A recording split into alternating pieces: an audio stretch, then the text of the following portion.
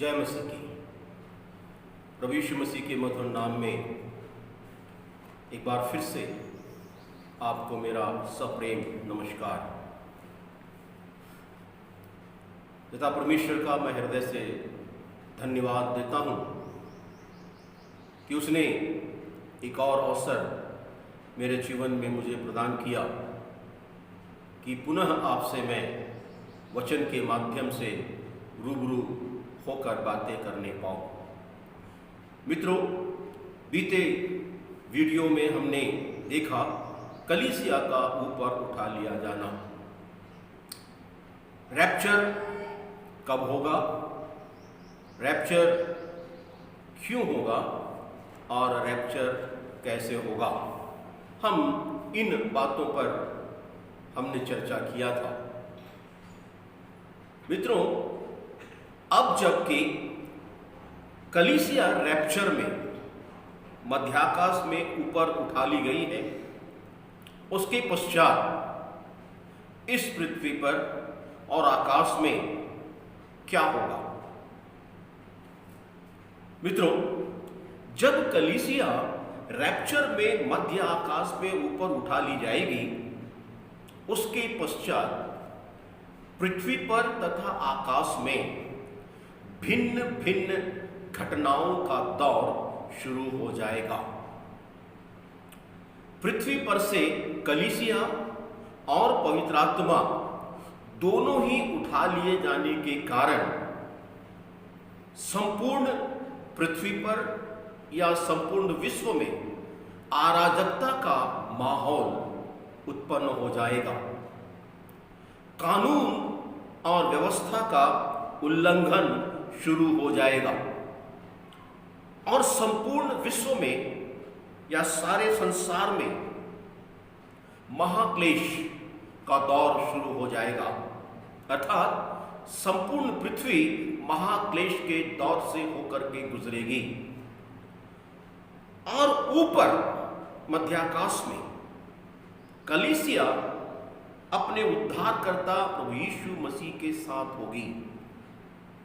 नीचे धरती पर पीड़ाएं, कष्ट, युद्ध, अकाल, भूखमरी, निंदाएं, भयानक बीमारियां, भूकंप, इन सब का दौर इस पृथ्वी पर होगा।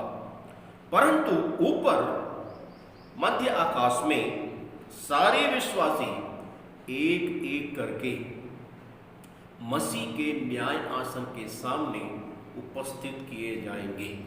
अर्थात हर एक विश्वासी का मसीह के न्याय आसन के सामने न्याय होगा।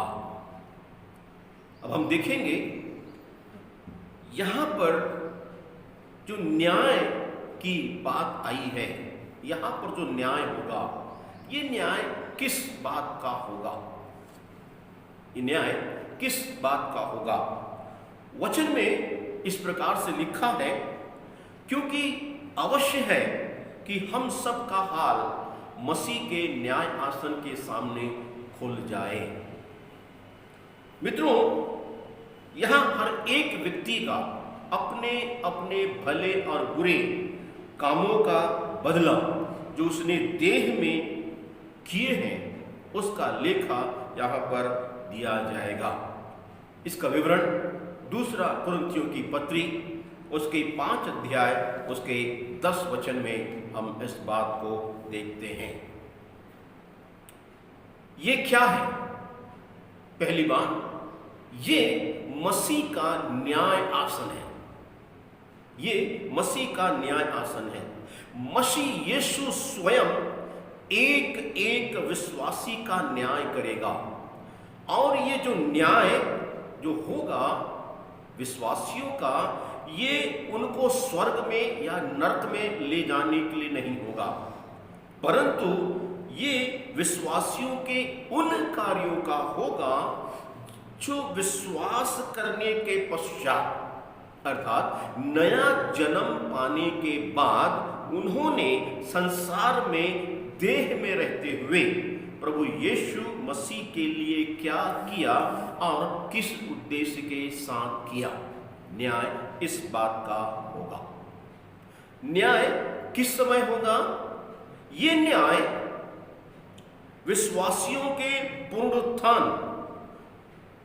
पुनः जी उठने के तुरंत बाद होगा। यह न्याय विश्वासियों के पुनरुत्थान के तुरंत बाद होगा। मध्य आकाश में प्रभु उतरेगा, ललकार का शब्द होगा, प्रधान दूत का शब्द होगा, परमेश्वर की तुरही फूंकी जाएगी और जो मसीह में सो गए हैं वे और जो विश्वासी जीवित बचे हैं वे सब प्रभु के सन्मुख उपस्थित किए जाएंगे और उनका न्याय होगा। न्याय कहाँ होगा? ये न्याय का जो स्थान है ये मध्याकाश है। न्याय मध्याकाश में होगा। पवित्र शास्त्र के अनुसार प्रभु मध्याकाश में उतरेगा और जो प्रभु में सो गए हैं वे और जो जीवित बचे हैं वे, ये दोनों मध्याकाश में प्रभु से मिलेंगे और वहां पर उनका न्याय होगा। अब आगे हम देखेंगे इनका न्यायाधीश कौन होगा। हु इज द जज? इनका न्याय करने वाला कौन होगा? पवित्र शास्त्र कहता है पिता किसी का न्याय नहीं करता परंतु न्याय करने का सब काम उसने पुत्र को सौंप दिया है। इसका वर्णन यूहन्ना के सुसमाचार उसके 5वें अध्याय उसके 22 वचन को यदि हम पढ़ते हैं तो वहां पर हमको देखने को मिलता है। प्रभु ही अंधकार में छिपी हुई बातों को प्रकाश में लाएगा और उसके सन्मुख किसी गवाह की, सिफारिश करने वाले की अथवा किसी अन्य प्रमाण की कोई भी आवश्यकता नहीं होगी। वह हर एक के हृदयों को, हर एक के विचारों को, हर एक की कल्पनाओं को भली भांति जानता है। सृष्टि की सारी वस्तुएं उसके सामने खुली हैं और बेपर्दा हैं। मित्रों, तो न्याय जो करेगा वो प्रभु यीशु मसीह करेगा। न्यायाधीश स्वयं प्रभु यीशु मसीह होंगे। और जब ये न्याय होगा तो ये न्याय किन का होगा? ये न्याय विश्वासियों का होगा। पवित्र शास्त्र के प्रकाश में हम देखते हैं मसीह के न्याय आसन के सामने, मसीह न्याय आसन के सन्मुख सिर्फ और सिर्फ विश्वासियों का न्याय होगा। उस समय एक भी अविश्वासी उपस्थित नहीं रहेगा। नए नियम में जहां जहां पर भी हम शब्द का प्रयोग आया है वह सिर्फ विश्वासियों के लिए अर्थात नया जन्म पाए हुए लोगों के लिए ही प्रयुक्त हुआ है। उदाहरण के लिए दूसरा कुरिन्थियों के पत्री 5 अध्याय उसके 10 वचन में हम देखते हैं अवश्य है कि हम,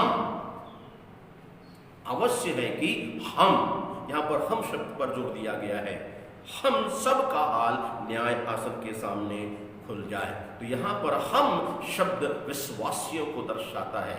यहां पर जो न्याय होगा वो केवल और केवल विश्वासियों का होगा। न्याय का आधार क्या होगा?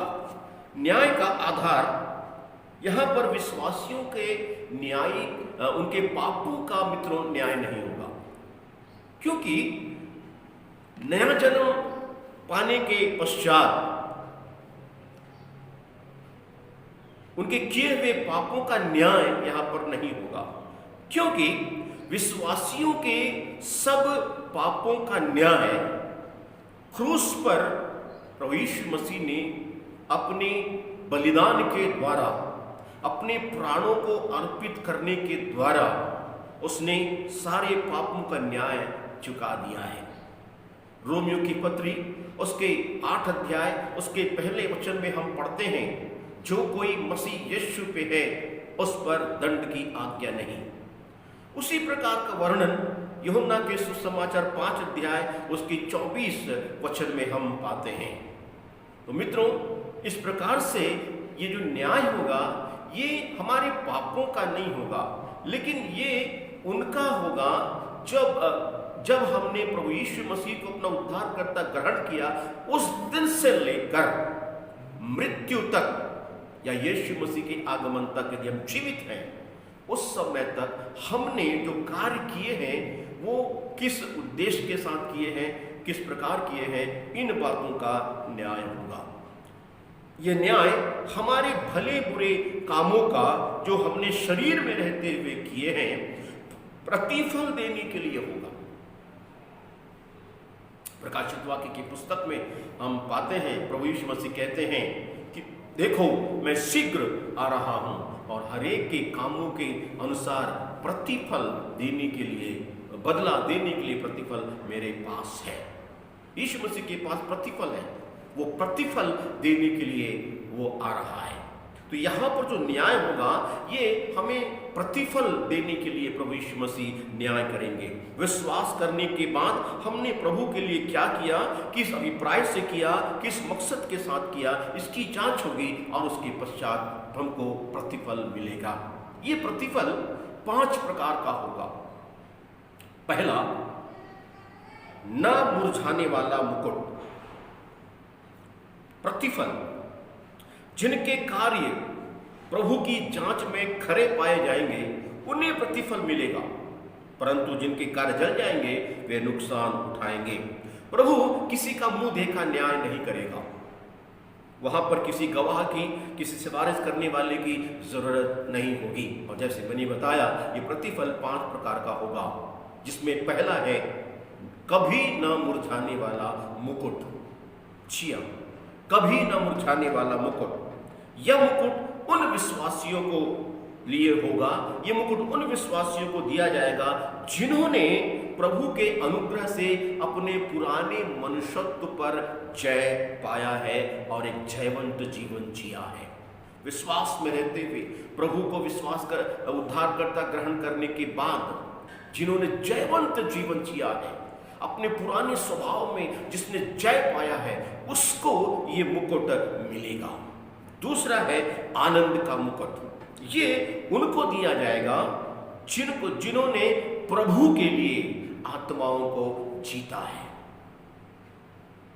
आनंद का मुकुट ये उनको दिया जाएगा जिन्होंने प्रभु के लिए आत्माओं को जीता है। और तीसरा है जीवन का मुकुट। ये मुकुट उन्हें दिया जाएगा जिन्होंने प्रभु के नाम में सब प्रकार के कष्टों को, निंदाओं को, अवमाननाओं को सहा है और धीरज धरकर परमेश्वर की बाट चुका है, उनको ये जीवन का मुकुट दिया जाएगा। चौथा है धार्मिकता का मुकुट। ये मुकुट उन विश्वासियों को मिलेगा जो प्रभु के आगमन को प्रिय जानकर, प्रभु के आगमन को प्रिय जानकर प्रभु यीशु मसीह के आने की प्रतीक्षा वे लोग करते रहे, उन्हें ये धार्मिकता का मुकुट दिया जाएगा। और अंत में 5वां है महिमा का मुकुट। ये मुकुट पासवानों के लिए है, ये मुकुट सेवकों के लिए है, पास्टर्स के लिए है, चर्च के रखवालों के लिए है। वचन के अनुसार ये उन सेवकों के लिए होगा जिन्होंने प्रभु के प्रति सच्चे प्रेम और निष्ठा को रहते हुए वचन की सेवा की और हृदय की गहराइयों से अपने झुंड की चरवाही की, भेड़ों की चरवाही की। इस प्रकार से 5 प्रकार के प्रतिफल मध्याकाश में मिलेगा। और ये न्याय का समय होगा, यह 7 साल का होगा। मध्याकाश में 7 साल का न्याय का समय होगा और इस पृथ्वी पर 7 साल का महाक्लेश का समय होगा। मित्रों, अभी हमें विचार करने की जरूरत है, हम किस प्रकार का जीवन जी रहे हैं। क्या हम प्रभु के द्वारा दिए गए इन प्रतिफल को पाने के लिए जीवन जी रहे हैं, या उस भयंकर, उस प्रकोप के लिए हम जीवन जी रहे हैं। मित्रों, यदि हम प्रभु के लिए जी रहे हैं, यदि हम रैप्चर में प्रभु के साथ उठा लिए जाएंगे, तो निश्चय ये प्रतिफल हमारे लिए रखा गया है। यदि हम छोड़ दी जाएंगे तो भारी क्लेश हमारा रास्ता देख रहा है। हमें विचार करने की जरूरत है कि हम कहाँ हैं। क्या हम प्रभु में रैप्चर में उठा लिए गए हैं, क्या हम प्रभु में उठा लिए जाने के लिए तैयार हैं? क्या हमने अपने विश्वास की दौड़ को अच्छे से दौड़ने की कोशिश की है? क्या हम निशाने की ओर देखते हुए जा रहे हैं? क्या विश्वास के कर्ता मसीह यीशु को ताकते हुए जीवन जी रहे हैं? किस प्रकार का है हमारा जीवन? मित्रों, यदि हम प्रभु यीशु मसीह के लिए विश्वासयोग्य जीवन जीते हैं तो यकीनन हम मध्याकाश में प्रभु के साथ होंगे और प्रतिफल के भागीदार होंगे। अन्यथा हम घोर प्रकोप के लिए इस पृथ्वी पर छोड़ दिए जाएंगे। सोचिए हम किस प्रकार का जीवन जी रहे हैं। ये सोचने का समय है। परमेश्वर इस वचन के द्वारा आपको आशीषित करे। धन्यवाद। May God bless you all.